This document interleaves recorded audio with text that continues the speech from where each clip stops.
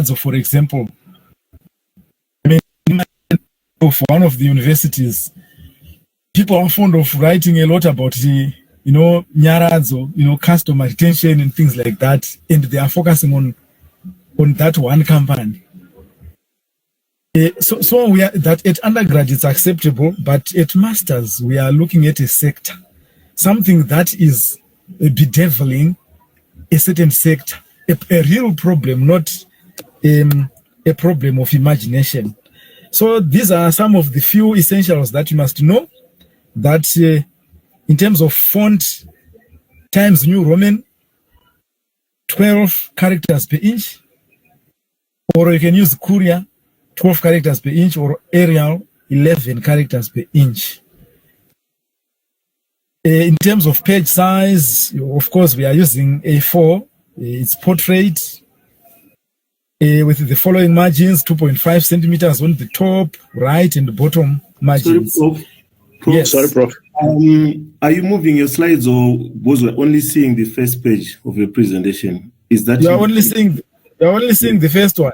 Yeah, it's written your name, Prof. So you're not seeing that. Do we have to take note, or it's in the presentation? Am I not there now?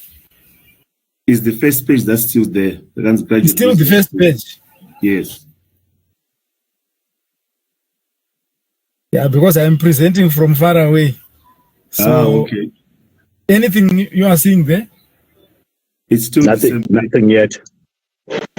Mr. Chitimbe, you have the slides. Can you download from there? Because it's faster. Network is faster that side. Mr. Chitimbe, can you confirm you are hearing me? Yes, I can hear you, Prof. Yeah, please, can you download the slides from that side?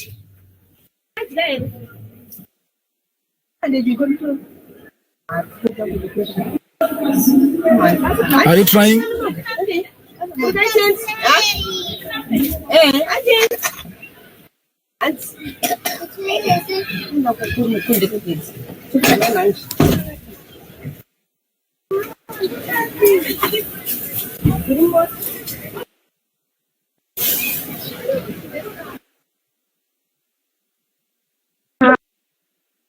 Mr. Chitimbe?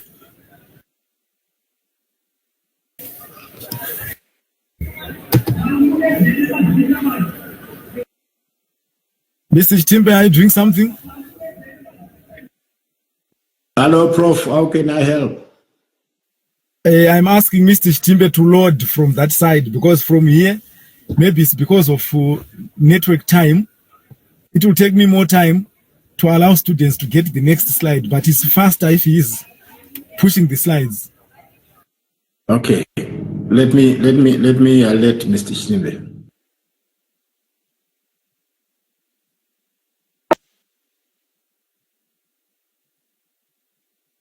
So while we are waiting for Mr. Chitimbe to run the slides from that side, maybe what I want to say to you is we have these three documents. We have the concept note, we have the proposal, we have the full dissertation. Therefore, a concept note simply shows us the direction you want to take.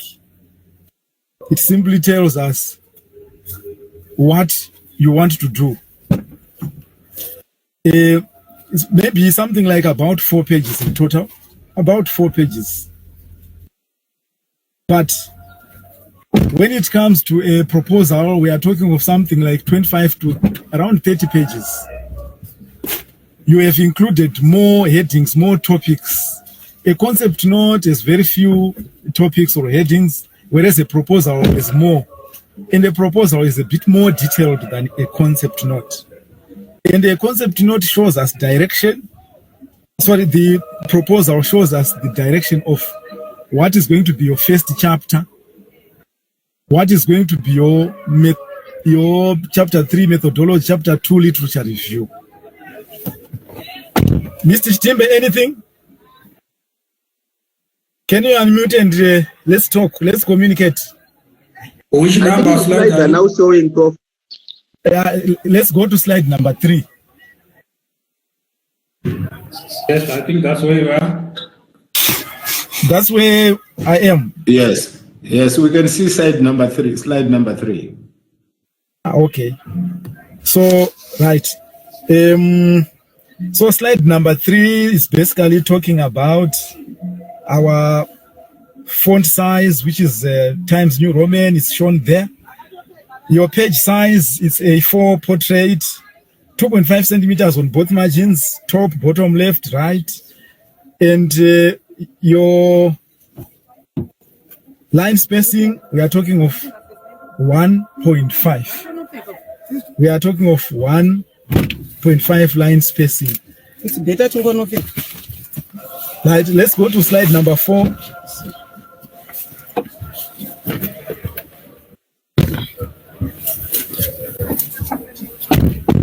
Why research by students? The director touched on a bit of that. Research is expected to address national problems like our vision, National Development Strategy 1, which is the strategic plan of government. What are the issues? Issues of sewer, issues of water shortage in urban areas, issues of congestion, transport problems. Those problems you know of.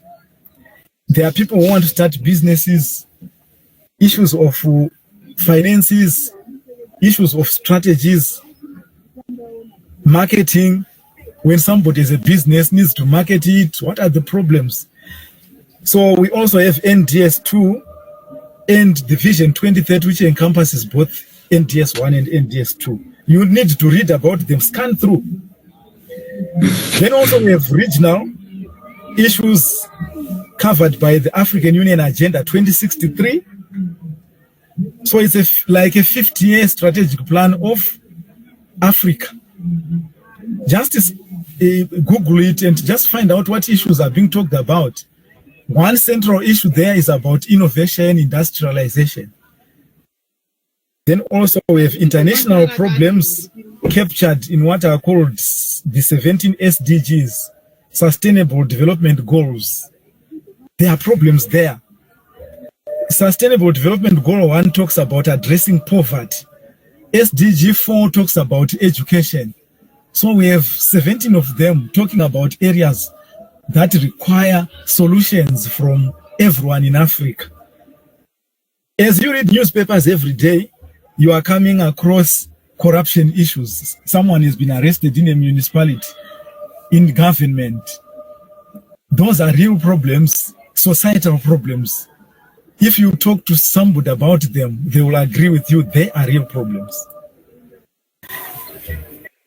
So you graduate students should be guided by your supervisors so that you address the right research content and advance the mandate of your institution CAT, which is technology-based.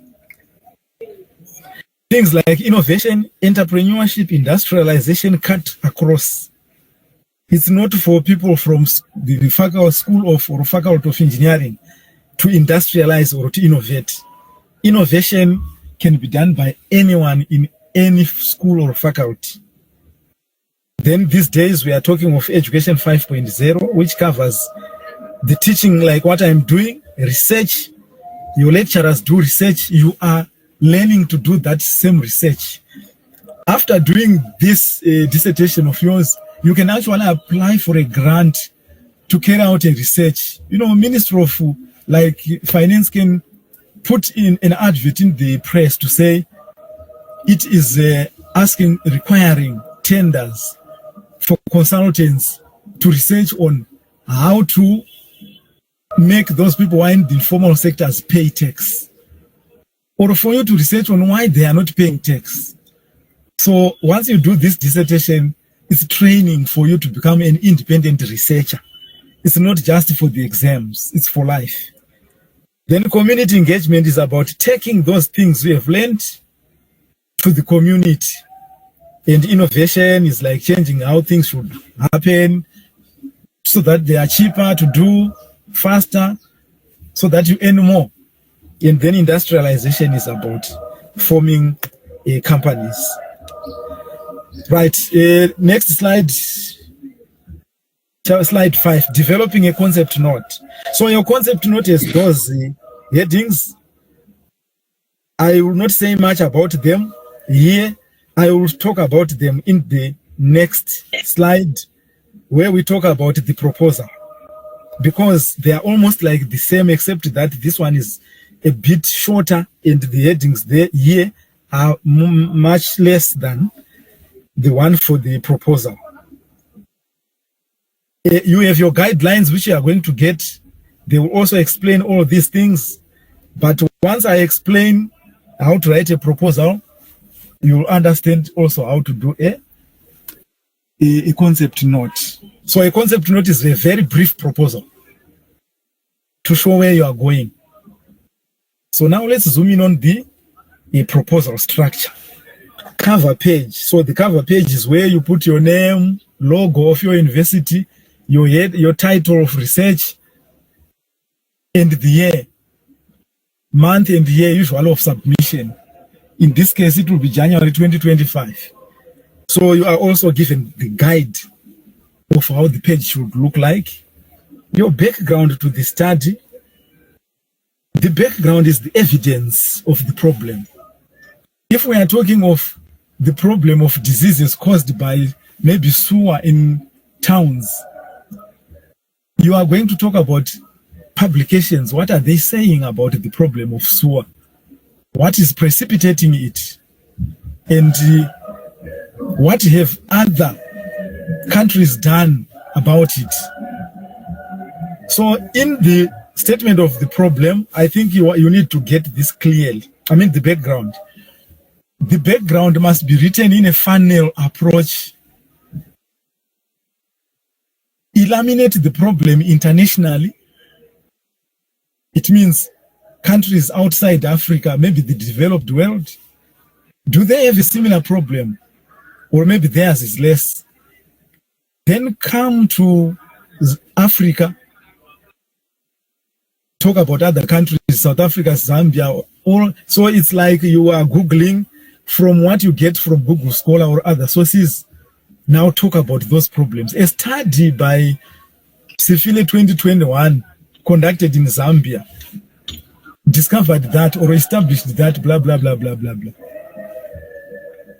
However, my study will focus on local municipalities.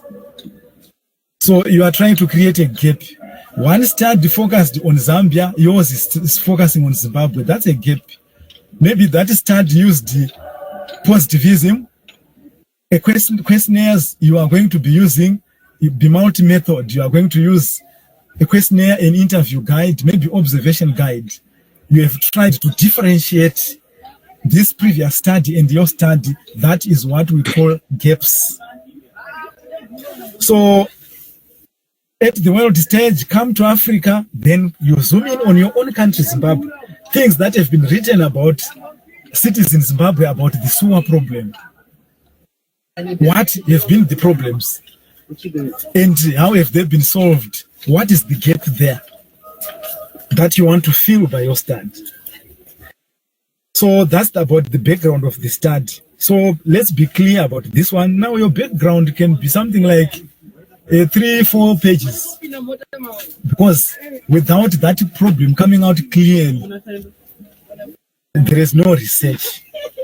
So some students will try to struggle. They will be struggling to come up with a problem. Don't imagine a problem. Read a lot. The problem will be apparent. You know, in society we have lots of endless problems. Focus on those.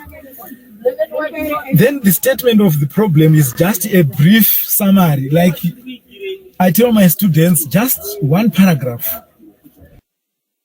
Sometimes you will see a student who will do a statement of the problem, which is 2 pages long. That's not a statement. It's called a statement. So just a few sentences, just elucidating your problem. Right? So that's a statement of the problem. Just half a paragraph, at most half a page. A quarter of a page to half a page at most. So you are telling us what the problem is. Yes. I've got a question, Pet. Yes, what is the question?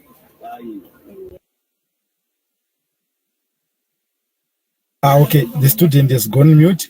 Then you go to your research Can you objectives. hear me, Prof? Yes. Yes. My question is, are we only supposed to identify a problem, or we can take another route whereby we're trying to assess an impact of a certain narrative to see the outcome? Yeah, we advise students to look for a problem. Yes, I've examined dissertations or thesis where somebody is looking at assessing the impact of. But as you are assessing, you must have noted a problem somewhere. So for you just to assess a situation which is on the ground, where to tell us whether that there is an impact on communities, I don't think that is enough justice. You struggle. Look for a problem and solve the problem. That is very easy. If I can come in, Prof. Yes, please. You are definitely right. We used to have lots of researches on impact on investigation of, but so what? Our focus nowadays is Education 5.0. Education 5.0 says we must solve our own problems. It doesn't mean that investigation and looking for impact is wrong. It means this is not our focus at the moment. We are focusing on solving problems. Why do you want to have to investigate the impact? It is because you want to solve a problem. Yes. What is the problem that you want to solve as you look for the impact? After finding its impact, so what? Solve a problem. Let it be useful to the communities. Let it help us to live better, to perform better.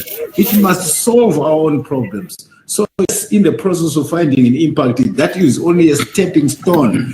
Finally, you must solve a problem. That is the focus for now. Okay. Thank you very much, Prof. So what we are saying is we want a real problem. Your topic maybe can talk of impact, but we want to solve a problem. Also to guide you, because of Education 5.0, where we must come up with a good or a service, goods and services. Our topics now start with like developing a model or a framework of doing something or of something. We are no longer doing an investigation or an assessment. It's towards a framework or a model for something. We must really come up with something.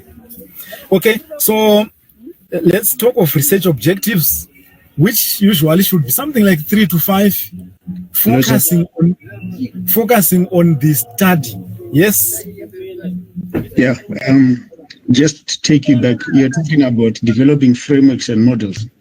This suggests our research should be inductive than deductive. Our research should be either deductive or inductive or abductive. It can be any of those. You can still come up with a framework. A framework is a way of doing things, right? Maybe whatever is happening is not the right way. So you go out there and you research. Then you consolidate your research and come up with a model. Even in qualitative studies, you can come up with a model. Thank you. Thank you. Right, research questions, they should be following your objectives. So maybe like each objective should drive a question so that you don't get lost, to guide you. So I said 3 to about 5. Research hypotheses or research propositions, yeah, for quantitative studies or mixed method studies, usually you can come up with some hypotheses. For qualitative studies, you can come up with what are called propositions. Right, then your hypothesis, please, when you are crafting these, read books. Just go to books. Because as I examine master's or even PhD thesis, I see students, they write those hypotheses wrongly. The one which is negative, there is no association between this and that, is the H naught. That's the null hypothesis. There is no association. Now, the alternate hypothesis is the one that comes out positive, to say there is an association, a positive association between this and that. So for you to know, read. You need to read a lot. All these things we are talking of, you can actually Google a master's thesis, a dissertation thesis, and find out how a statement of the problem was written. How long was it? What issues, how are they, how is the background of the study structured? Length, arguments there, the style of writing. Nowhere are you going to get a supervisor who will teach you everything. Just be ahead of the supervisor by reading a lot. Right, then your significance of the study, we are expecting you to, okay, let's go to Mr. Chitimbe, go to slide number, that's slide number 10. Hi, Prof. Sivile. Yes. Maybe just a quick one. So, if I then come up with about 4 research questions, does it follow that on my objectives, on my hypotheses, it has to tally that number, or I can crystallize them? There are some research questions which do not need the hypothesis. Suppose you are doing a mixed method study. Some questions are for the qualitative side, no need for hypothesis. But for those questions that are quantitative in nature, where you can have relationships, that's where you'll be testing those relationships using hypotheses. So you might actually have 2 hypotheses when you have 5 research questions. Or from 2 research questions, you can split them and get something like 6, 7 hypotheses. But for your level, don't split hairs. Otherwise, you just be flying everywhere. Right, so on slide 10, we talk of research objectives. They have to be smart, specific, so they should be clear, measurable. The objectives must be measurable, achievable, realistic, and time-bound. Let's not ask objectives that are flying everywhere. And also, some objectives that we get from students are double-barreled. Like you can have a question or objective like to establish the importance and qualities of proper sewer reticulation. To establish the importance and so the moment you say "and," it means that's a double-barreled question. Split it into 2. Just have one issue as your independent variable, and then you have the result you are expecting.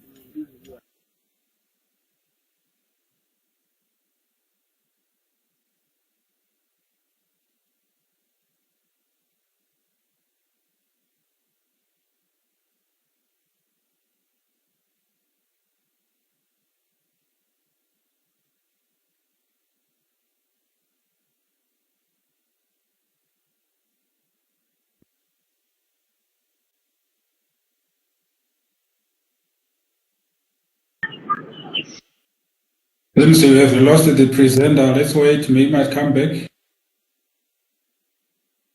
Okay, thanks.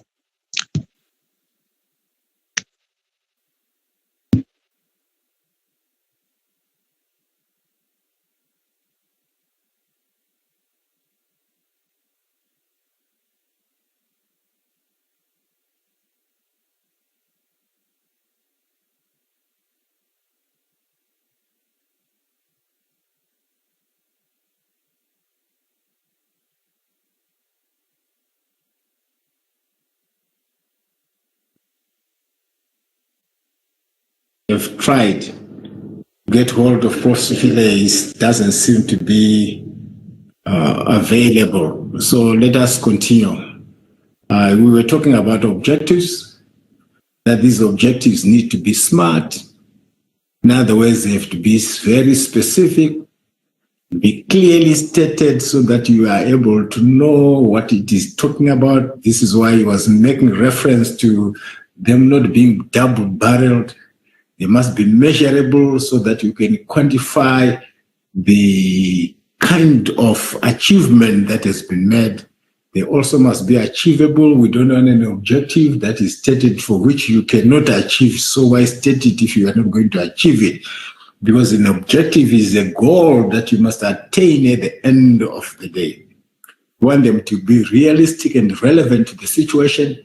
Remember, they have to relate to solving of that problem. So to that extent, they have to be realistic, practical, and relevant. In other words, lastly, that they must be time-bound. Time-bound means achievable in 2 months, 5 months, 6 months, not more, because our dissertation goes that far. Mr. Shtimbe, let's move on to the next slide. Once you have stated your objectives, you then, for our level, we need to state research questions.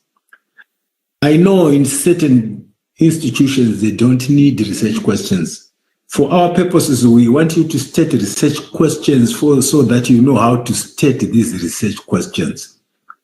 And in most cases, there are a mirror of the research questions. You would you change the objectives to questions. At PhD level, you will not be allowed, you will not be forced to do research questions, and you may not necessarily have as many research questions as research objectives. But for our purposes, for now, we say as many research questions as there are research objectives. Okay? That's for our purposes. Then Mr. Prof. Swile had already talked about the research hypothesis. You only have hypotheses or hypotheses when you are doing a quantitative research. There may be 2, 3, there may be null hypotheses, they may be positive or negative, and he had already stated some examples. But in qualitative research, we normally don't state hypotheses, we state prepositions. And in prepositions, we don't need to state them. Once we state an hypothesis, we must test it during the study. Don't state an hypothesis and then leave it hanging. In chapter 4, you must test that hypothesis. And we're going to go through how to test an hypothesis. In fact, we're going to have another workshop where we do data analysis and we show you how to test the hypothesis. But when it's qualitative, you don't need test the hypothesis. Or in fact, you don't have an hypothesis. You have a proposition, and remember the qualitative will lead on to discover of new things. Let's move on to the next slide. Significance of the study. Why is that study important? In what way is it making a contribution? So you have to identify various stakeholders for which that study is important. After identifying those stakeholders, I show how, in what way that study will make significant, important, positive contribution to those stakeholders, and to explain how they may benefit from the findings of that research. So there has to be a significance of study. Also classify this significance as significance to policymakers, for example. In what way is your study important for policymakers in Zimbabwe, or in the municipalities, or in the sector, or in the industry? In what way is it significant to practice those that are in industry? In what way is it important for their day-to-day operations so that they improve performance? And in what way is it important for academics like you and me, in terms of advancement of knowledge, frontiers of knowledge? We need to state that, and perhaps even more than that, because you may have more stakeholders than the policymakers, than the practitioners, than the academics. Let's move on. Delimitation. When we're talking about delimitation, we're talking about boundaries. We need to set boundaries, and boundaries can be in different forms. Boundaries in terms of the geographical area of operation. If you're doing a study, you may be limited to Zimbabwe only, or limited to Mashonaland West only, or limited to Harare Metropolitan. That is a boundary. So your study will focus on the confines of the geographical area in that boundary. Or your study may have a time delimitation. In other words, we are talking about the period from July to December 2024 because of specific occurrences there. Or perhaps it is a time bound in terms of the 2019 to 2023, that is the COVID area, COVID time. That's the time bound. Or you are talking about the hyperinflation and you are limiting yourself to 2005 to 2009. So it's time bound because certain events, certain problems exist within timelines, so that beyond there you cannot be talking about that. Perhaps you are talking about drug abuse, and you're talking about drug abuse in terms of the period from this date to that date, because beyond that it may not be the same. Okay? Time bound is part of the delimitation. Perhaps yes. Can I make a question there? What if the problem is continuous? Yes, if it is continuous, then it has no time delimitation. Are we together?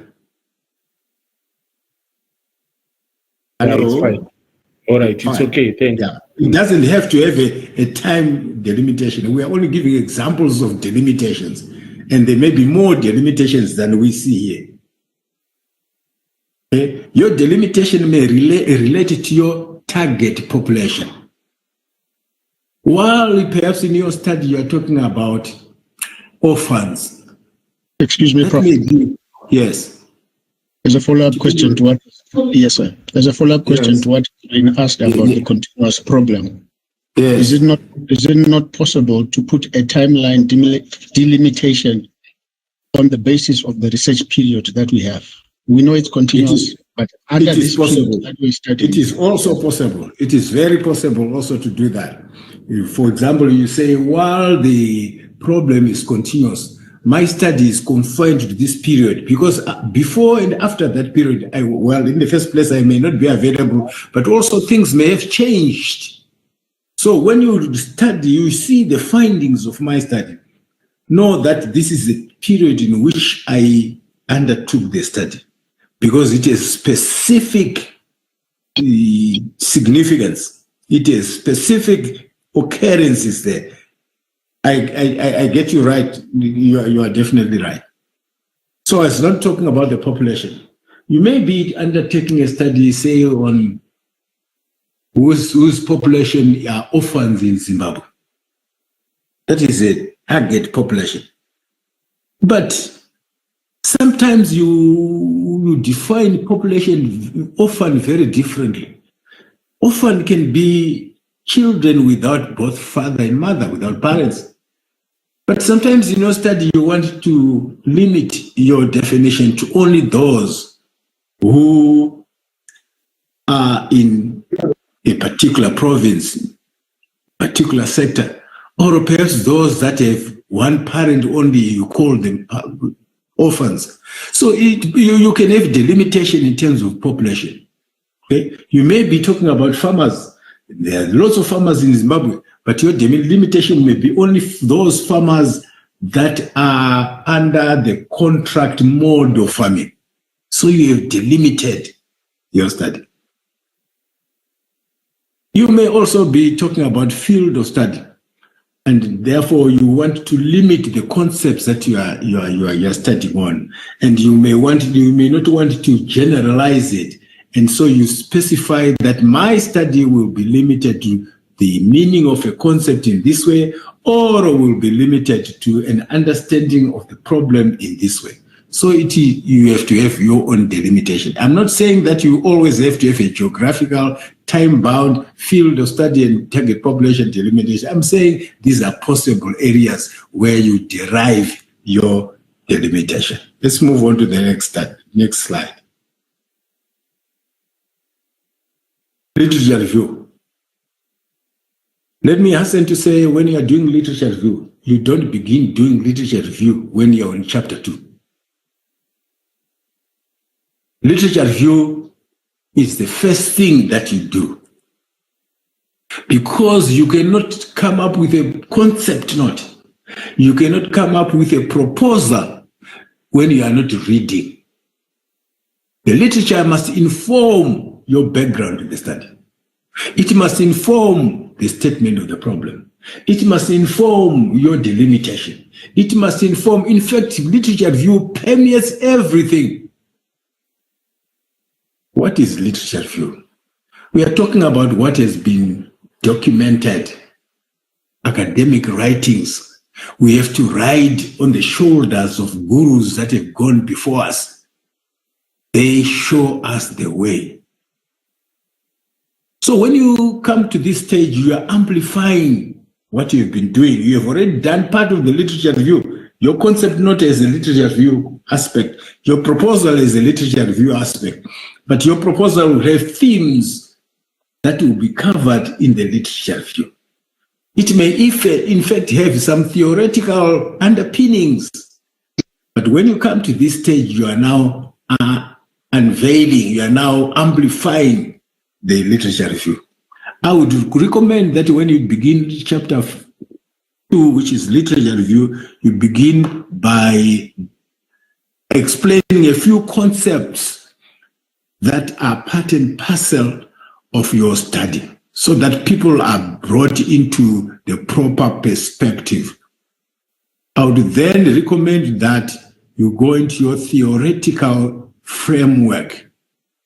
Prof. Philip put it as theoretical review. This is the main sections. It doesn't mean you start there. I've already said you may start with explaining the main concepts that are covered in your study, so that people have an understanding of what you are doing. Then you go into the theoretical review, which is the theoretical framework. By theoretical framework, we mean on what basis, what are the foundations, what are the theories that underpin your study, that support your study, on which this study is based. It may be the stakeholder theory. It may be the blue theory, the resource-based theory. It may be the many other theories that relate to your particular study. There is no study that is no theoretical underpinnings. Look for it, hunt for it. At this level, we would want 2 or 3. Don't make them too many. 2 or 3 that, well, you may find lots of them, but select those that are very key to your study. Discuss what they say and why they are relevant for your study, and what it is that we derive from these theories, so that we can extract from those theories a model for use in our study, a model for recommendation for our findings. We need to come to have theoretical review, theoretical framework. We also need empirical review. Case studies, for example. We've had people that have embarked on similar studies elsewhere. Look at these, analyze them, discuss them, extract meaning from them. How do they relate to this particular study? When you've done all this, you then come up with your conceptual framework. Conceptual framework means your own model that can be synthesized from the foregoing, from the general understanding, from the theoretical framework, from the empirical review. What do you make of these? And so what do you think is the way forward? What do you think is the model that you propose as the researcher? I've already said in my introductory remarks that for this level, you cannot have a chapter 2, which is less than 30 pages, given the various formatting that Prof. Sphile has already talked about. Your sources must be current.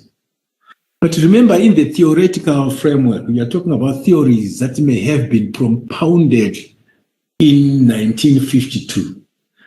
You use those for that. For theories, we allow you to go as back as possible whenever. For example, if you talk about the theory of relativity, if you talk about Einstein, you go back to those years. But when you're talking about ordinary literature review, we want the recent resources. References must be recent. And for some studies, it must be within 5 years. 5 years ago is big enough, is long enough, unless, of course, it is such work that may need reference to old sources. But otherwise, 10 is the maximum period. 5 years is just good. You could have even 1 year. If you read journals and magazines, you have very current information. So if you're talking about some issues, you can't talk about COVID issues and talk about 2011. There was no COVID. This is why you need very recent issues, very recent sources. And remember, as you cite these sources, well, I'm sure we're going to have another session where we talk about how to make references, or towards the end of the session, or perhaps you've already done that. And you may need to automate your reference process so that every source that has been used within the text of the document must be referenced. Once you cite a source, if you cite Sphile 2022, and don't see that in the reference section, there's something wrong. And please know how to cite, because it's going to affect your similarity index check. Okay? And this is precisely why we ask you to use academic sources like Google Scholar, because those are sources that can easily be referenced. Let's move on to the next slide. Did you conduct the research? Okay? The guidelines are very clear as to subsections that you need to do. And they begin with the research philosophy. Research philosophy can be phenomenological, it can be positivist, it can be in between, but you need to state the philosophy that relates to your study. What philosophy are you following in your study? Make it very clear, because once you state the philosophy, we expect you to stick to that philosophy and show us the research approach. Prof. Sphile has research design before research approach. In fact, you look at your guidelines, it's research approach and then research design. Research philosophy is very good, it's very clear. We're going to give you examples of how to state those research philosophy, and please consult your supervisor in terms of the research philosophy. I'm also aware that you've done a research methodology and you know what research philosophy is. Okay? That research philosophy must be related to research approach. In other words, are you going to be quantitative or qualitative? Then you do your research design. Are you going to use a case study? Are you going to use descriptive?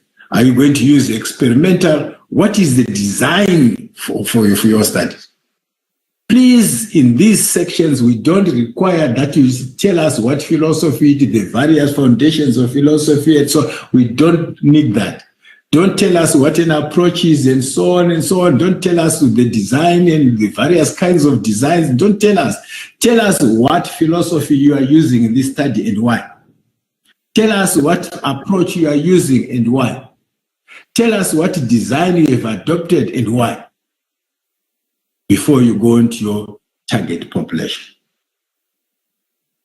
Remember that by population, we mean, if we say, for example, what is the population for Zimbabwe? You don't necessarily have to describe the population. You tell us the numbers. The target population, it must show the numbers, quantitative numbers. What is the population of your study?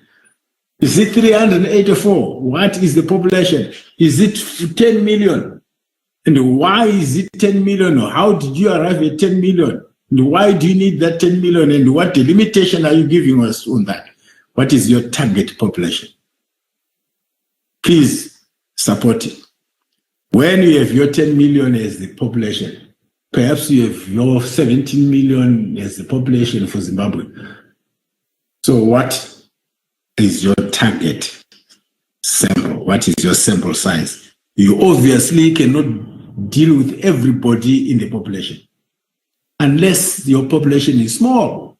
If your population it consists of orphans that are in Harare, they may be perhaps less than 300 orphans. Then you don't have a sample.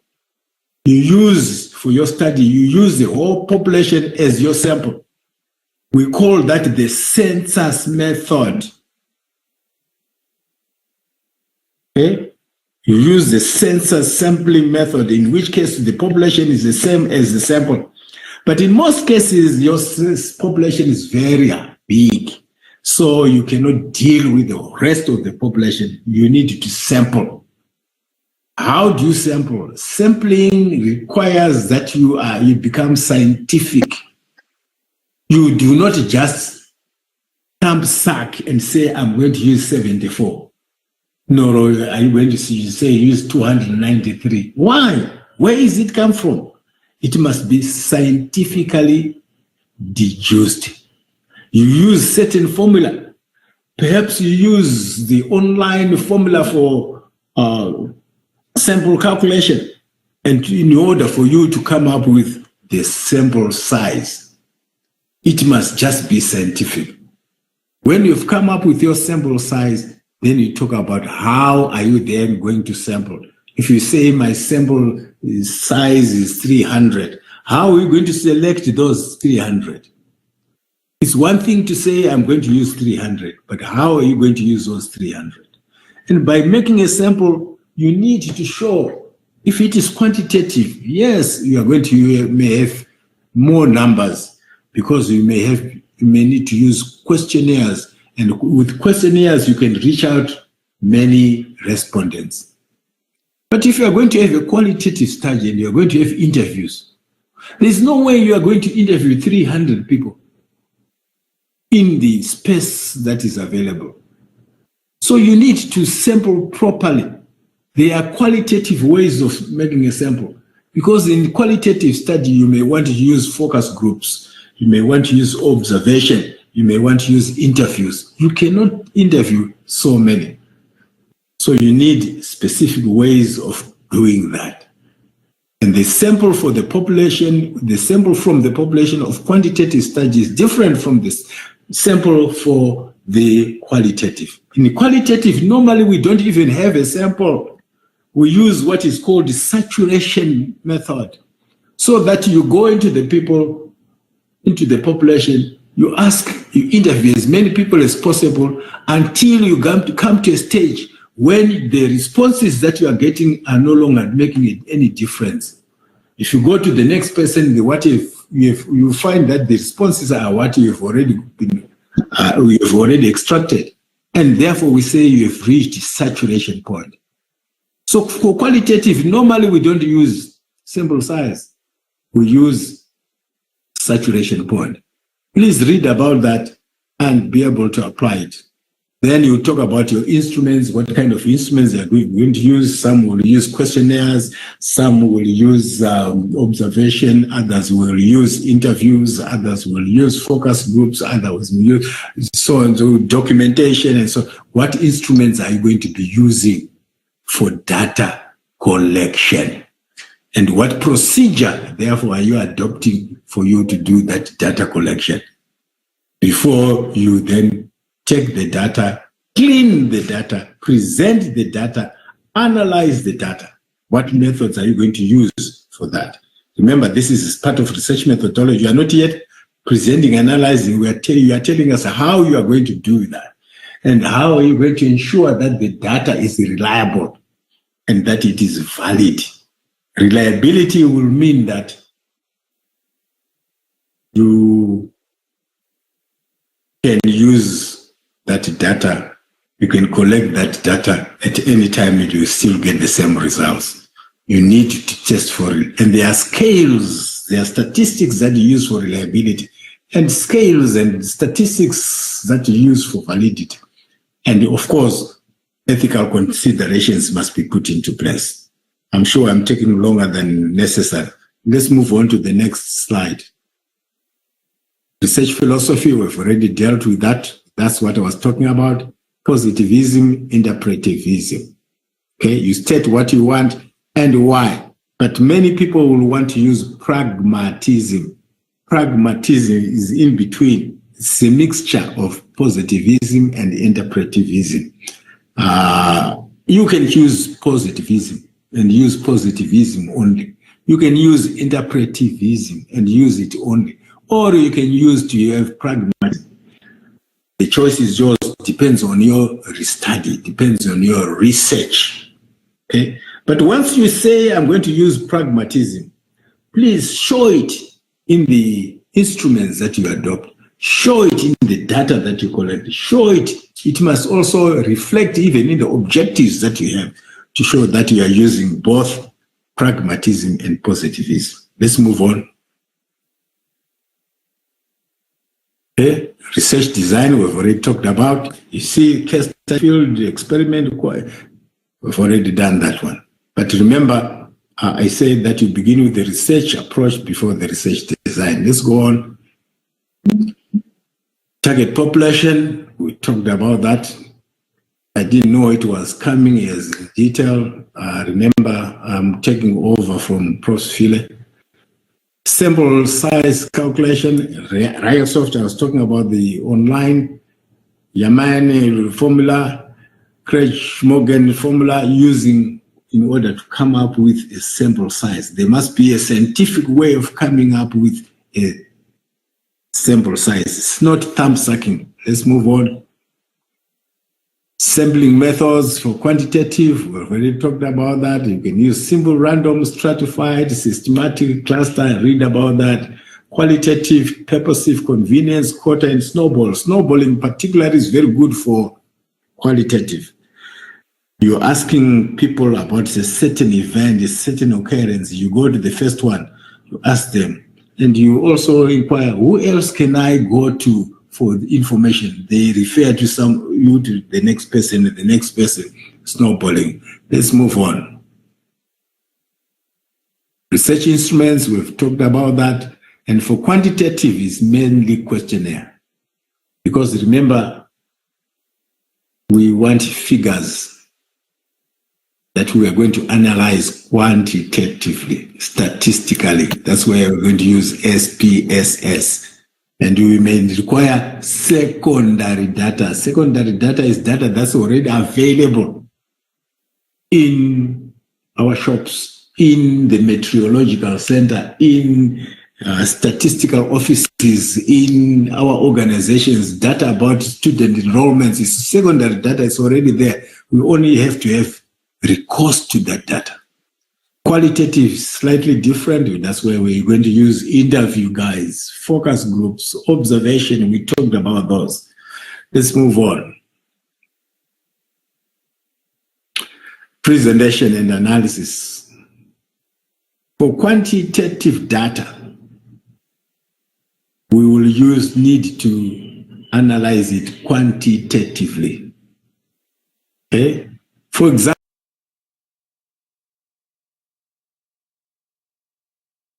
that we may want to use chi-squares, t-test, ANOVA, f-test. I'm hoping that you have already done a research methodology as a module and that you are familiar with these, including the issues to do with regression analysis and structural equation modeling. And later on, I think sometime in October, we are going to have a data analysis workshop where we talk about these things in order to help you at a time when you have collected data. And now starting your chapter 4. You need a workshop to assist you how to analyze that data. And for most of you, you will be using the SPSS. You also may be using the AMOS, or you may be using the linear structure equation modeling. For qualitative, it's different because we use thematic or content approach where we are deriving themes and therefore talking about deriving theories from there. And Vivo is a very SPSS. You also may be using the AMOS, or you may be using the linear structure equation modeling. For qualitative, it's different because we use thematic or content approach where we are deriving themes and therefore talking about deriving theories from there. And Vivo is available. And I know specific people in this university that are very conversant with NVivo. In fact, if you go online, you can see various tutorials on NVivo. The software that's available, and I know that Prof. Sibile is one of the people that must have Vivo on their laptops, but he will make it available. And when we have that workshop, there will be a section where we're dealing with quantitative data, but we'll have another session where we're going to have qualitative, and we'll teach you how to use NVivo. With NVivo, you have to begin to use it almost right from the beginning. Otherwise, it may be too late for you. Data presentation analysis. So in chapter 3, you are simply talking about how you are going to do it. You haven't started to do it. You are making the reader aware of how you are going to analyze or present and analyze that data. Let's move on to the next slide.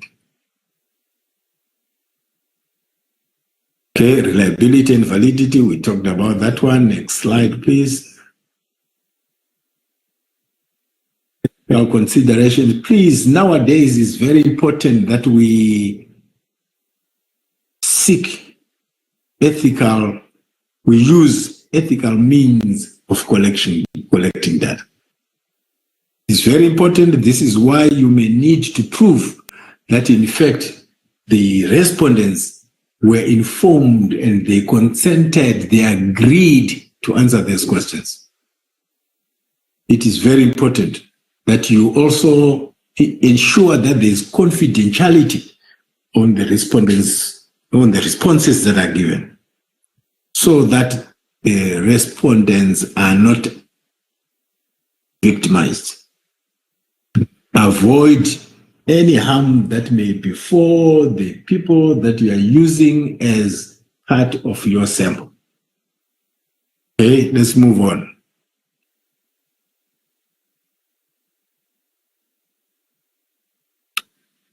The organization of the dissertation, how it is structured from chapter 1 to chapter 5. Remember, for you have 5 chapters. Of course, before the 5 chapters, you may have the preliminaries that we're going to be talking about. After the 5th chapter, you're going to have appendices, and that is detailed in your guidelines. Okay? Work plan. Remember, this is a proposal, and in doing the proposal, you will need to show us the work plan. In other words, when are you beginning? By what time are you going to have finished doing what? And so on to the end, including the budget that you need in order to do that. Remember, this is a proposal. But finally, when you have done the research, we will not need the work plan. We will only need those aspects that relate to chapter 1. But the work plan is necessary at the beginning, so you show us your Gantt chart or any other means of showing how you are going to execute the process. The budget references we use upper, as you may be aware already. We use upper for all our assignments and for all our dissertation writing. Let's move on.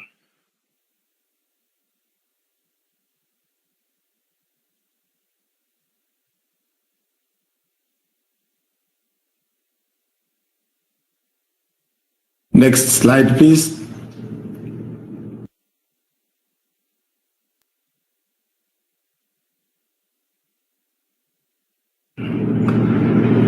Length of the dissertation. Minimum, I think minimum is about 80 pages to about 110 pages. That will constitute about 40,000 words. Do not Hello, have Prof. anything. Hello? Maybe I might interject there. The length is 25 to 40 words, 40,000 words, 25 to 40,000. So the 40,000 that is there is the maximum, okay, which translates about 80 to 110 pages, like I said. Okay. Prof, I think the 40,000 for the MPhil. Ours supposed to be 25,000. No, 25,000, like Mr. Chitimbe said, he says is the minimum. Oh, okay. Let's get guided by the document that we are going to send you. It's called the Dissertation Guidelines. It will show you those. Okay. Thank you, Doc Mbizi. At least I know you are alive. Next slide, please. But by the way, Dr. Mbizi is normally the one that will take us through the quantitative sections of data analysis. Okay. Structure of the dissertation, we've already talked about that. Chapters 1 to 5. And each chapter has a title. Don't just say chapter 1. And don't say chapter 1 context of the problem. That's not Carter style. For CAT, chapter 1 is introduction. Introduction begins by the background to the study, the statement of the problem, the research objectives, the research questions, and so on and so forth. Okay? Chapter 2 is a title, literature review. Chapter 3, research methodology. Chapter 4 is results and discussion. Chapter 5 is summary, conclusions, and recommendations. Okay. Then you have your appendices. But before then, you have preliminaries.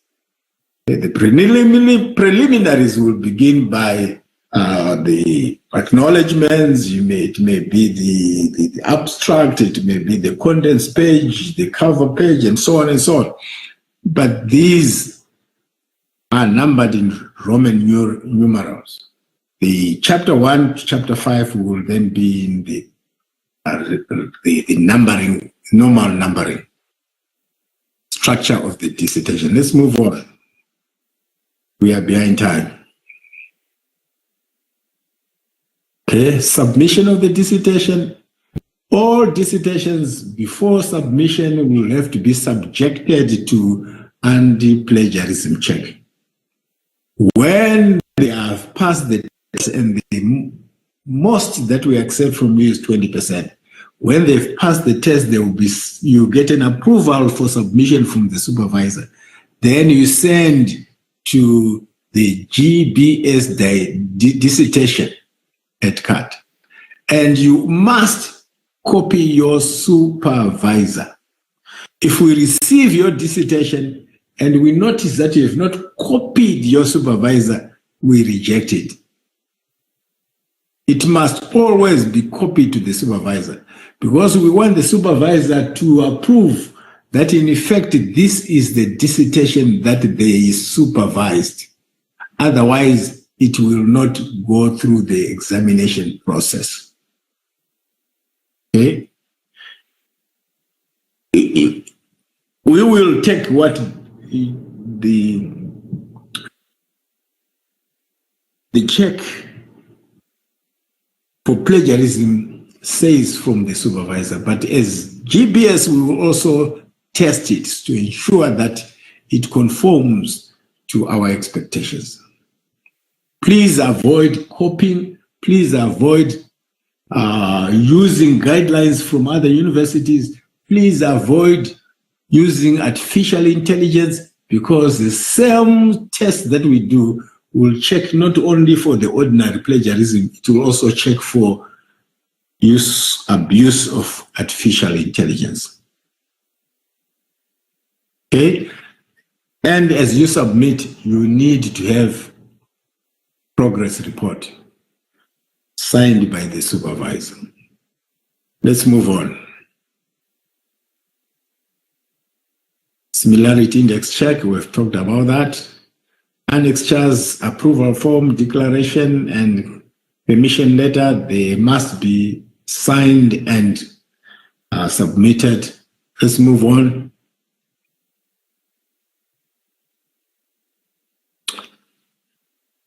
On behalf of Prof. Philae, I want to thank you for listening.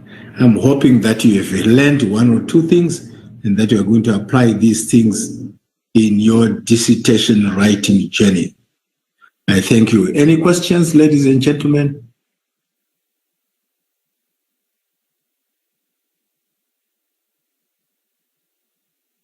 We're 15 minutes behind time, but we'll catch up. Questions from the floor? I wanted to find out from the School of Hospitality and Tourism. I've come in as basically a ghost, but thank you so much for this elaborate. You are welcome. You are welcome, please. In fact, we had invited anybody who would want to attend. Oh, thank you so much. It was so informative.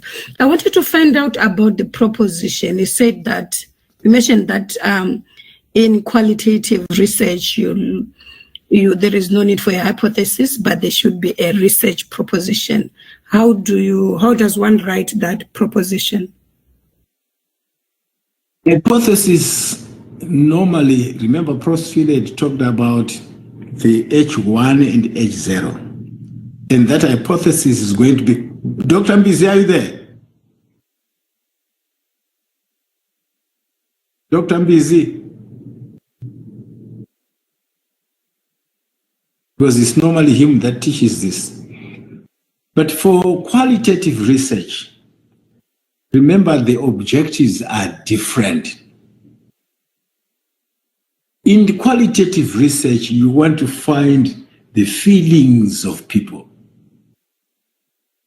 And when you want to find feelings and their disposition and the way they do things, you don't have to have a conceptual framework. You don't need to have a model for that. You don't need to test that.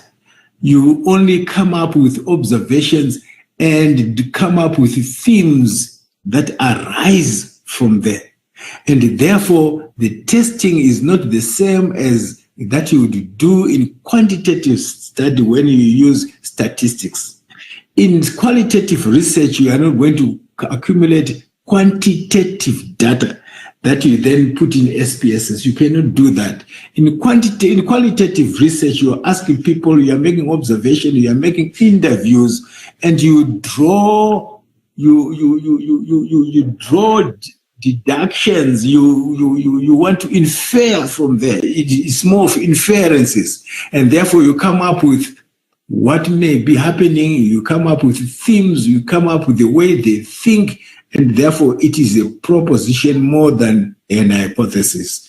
There is going to be a workshop that will make a difference in terms of how you draw up a proposition as opposed to how you create and test an hypothesis. That is coming as I think sometime in October, as soon as we do our chapter 3.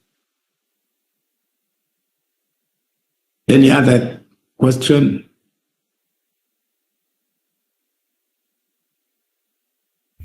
Hello? Oh, Prof. Sifile is back.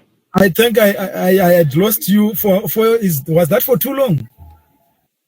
We're finished. Yes. So yes. So I was just saying to students, let's love our lecturers. Let's say happy birthday. Say if you see on your Facebook that his birthday is today.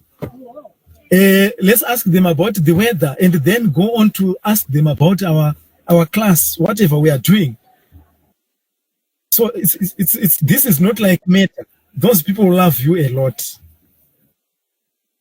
because we analyze these results, and Prof. Sifile would never want to fail any student. Prof. Sifile wants his students who makes students pass. Same as Prof. Chavunduka and every other lecturer. So we love you. We want you to work hard. So be committed to your work. And so let's work together. Sure. Thank you very much. We need to celebrate our birthdays together so that we can conveniently then be able to discuss our hypotheses and our propositions together. We are family. Yes. Right. Hello. Yes. Maybe Prof. Sifile can elaborate more on propositions. Okay. A proposition is a statement which is analogous or similar to an hypothesis, but that an hypothesis is for a quantitative study where you are going to have real numbers, figures, work them out and prove the correlationship or association between the figures. So hypotheses are for a quantitative study. But if you want, when you have a qualitative study, a study where you gather information using document analysis or interviews, you can actually do a proposition which is like an hypothesis, but you are simply saying something like giving workers enough holiday makes you produce quality product. But you're not going to just a statement which you want to prove by research. So as you go to ask people questions, your idea is you want to find out if they are going to say that statement you proposed is true. Sometimes they will say it's not. The study will say it's not true. So that's a proposition. A statement, a guess of a relationship, but in a qualitative form of something. You know, something, if you do something, it will lead to this. But if you want to know further, if you Google qualitative journal articles, you will find those hypotheses and how they are stitched together. It will help you to understand further.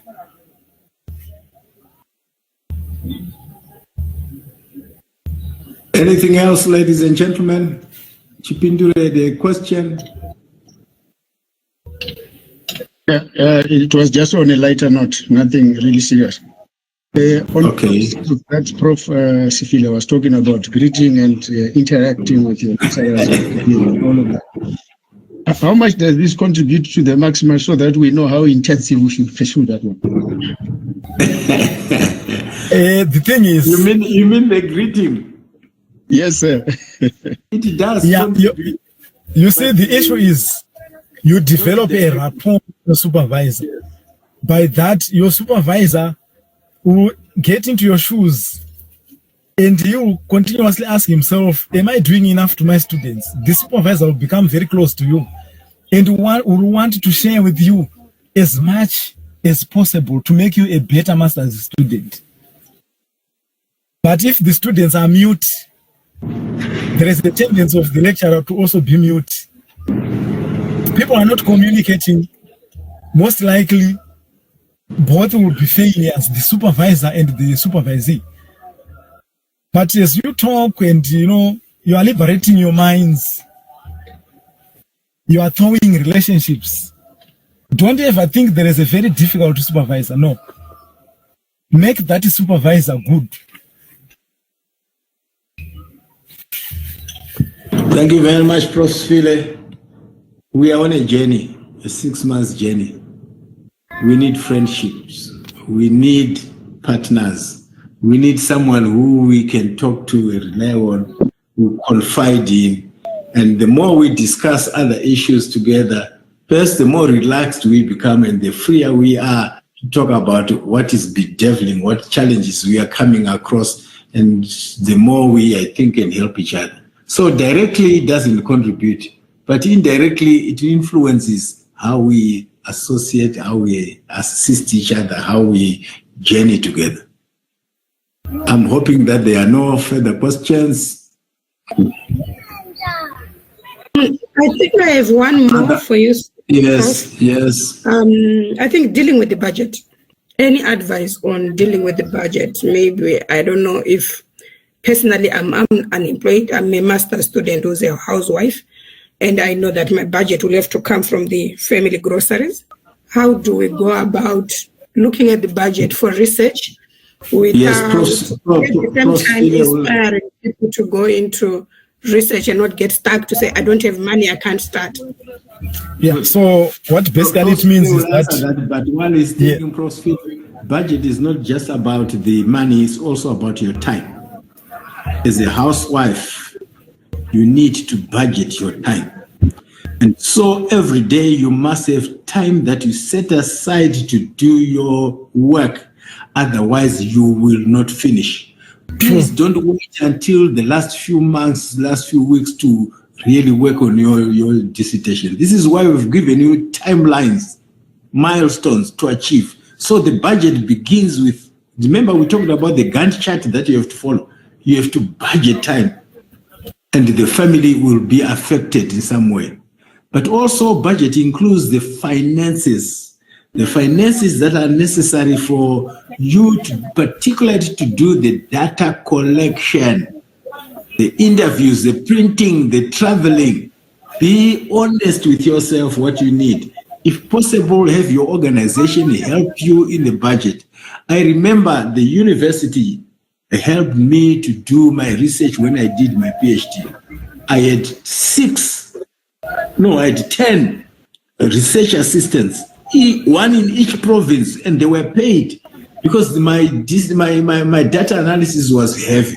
You need to have an honest, practical, possible budget for your study. I cannot specify how you are going to get that money from, but you have to sacrifice from your incomes.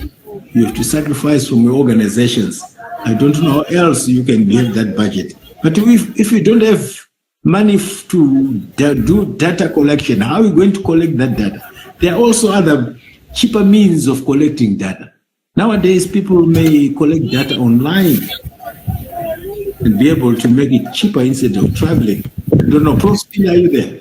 Yes, I am here. Yeah, thank you, student, for asking such a pertinent question. So you need time for this research, one, but you also need to plan for its execution, the costs associated. At masters, you don't spend much money, but definitely you can't just go through it without spending. You have to spend. You have to do some drafts of this dissertation. You have to go to the library. You need fuel. You need money. Maybe you are going to stay in a hotel or a lodge while doing data collection. Or if you are collecting, you're lucky in collecting data locally, you will not need no much expenditure. But definitely anything you expect to spend on, this being a requirement, there is no one who is going to say this is too little or this is too much. Whatever you anticipate to spend, that is your planning. Nothing to do with anyone, but it's a requirement in the proposal. If you leave out this budget in the proposal, we deduct marks. We just want to see this plan, and it helps you actually to plan in future, in advance. Thank you.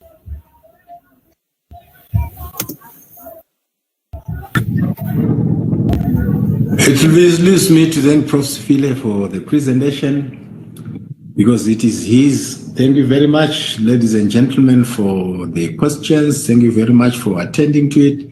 Mr. Chitimbe is going to send you the presentations. My opening remarks, the dissertation guidelines, Prof. Phile's presentation. He's going to send you on your various platforms so that you read for yourselves, and also be aware that this recording is available. You can review it as and when need arises. And those of you who have not attended, please, you make sure that you alert them. Those that have not attended, tell them they can have a glimpse of what has happened through the link and through the documents that have been circulated. I want to thank you very, very much for your time. It's now 3 minutes to 12. And we want to now call upon Mr. Kanyongo to focus on issues to do with data, big data analytics, data science. Those of you who are in other fields, you can stay and listen. You will still benefit one or two things. But those that are in data analytics, it is a must to attend the next session. It's going to be an hour or so, and you should be through at lunchtime. So once again, thank you, those that are leaving. Thank you, Prof. Phile. Welcome, Mr. Kanyongo. Hi, Prof. Chavunduga. Sorry, maybe before you go. Oh, yes, Prince Gumbo. Yes, Prof. This is just a question. Maybe from graduate school, say now I'm doing my data enumeration through questionnaires. Do you have a facility, say I'm coming from an organization, maybe I'm dealing with a province, say Chinoi, in that area. Do you have a facility where we can also then try to use undergraduates? Still, we are paying them for data enumeration. Like you need someone who is illiterate to read this and to explain. Do you have a facility where we can then access to the undergrad? Then they'll be paid for maybe the work that they will do to enumerate data from participants. Very good. Prof. Phile, you can help me, but off the cuff, I say yes. Remember, when I did my PhD, I used students, undergraduate students. In fact, I selected those that were good in research methodology and posted them to the various provinces. I actually paid them on a daily basis. The university agreed to pay them. So yes, it is available. If you tell us in time, we'll organize that for you. No, I don't think there will be any problem at all. Prof. Phile perhaps may want to help me here.